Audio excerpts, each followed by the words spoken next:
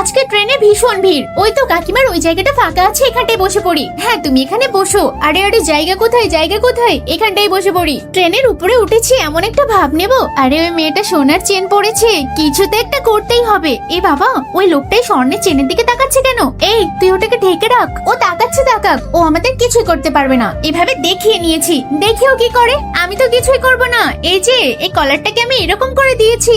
ওই ট্রেনের লোকটা যেভাবে আমাকে বাহুবা জানালো, আমার মনে হয় না চোরটা আমার থেকে কোনো কিছু চুরি করতে পারবে। আরে ওই লোকটা তো চলে গেছে, এবার কি সুযোগটা নেব নাকি? আরে মনে হচ্ছে ওই তো চুরি করে নেবে। আমি তো এতক্ষণ নিজেকে চোর মনে করছিলাম, আমার থেকে বড় চোর তো ও দেখছি। আমি কিছু বলবো না বাবা, আমি চুপটি করে দেখবো। চুরি করে নিয়ে যাক, তারপরে বলবো। আরে চেনটা কোথায় গেল? তো বন্ধুরা, তারপর কি হলো সেটি দেখার আগে তুমি বলো, তুমি কি আল্লাহর ঘরকে ভালোবাসো নাকি মন্দিরকে ভালোবাসো? যদি তুমি আল্লাহর ঘরকে ভালোবাসো তাহলে ভিডিওটি লাইক করে চ্যানেলটিকে সাবস্ক্রাইব করে যাও। মনে হচ্ছে ওই লোকটাই নিয়েছে।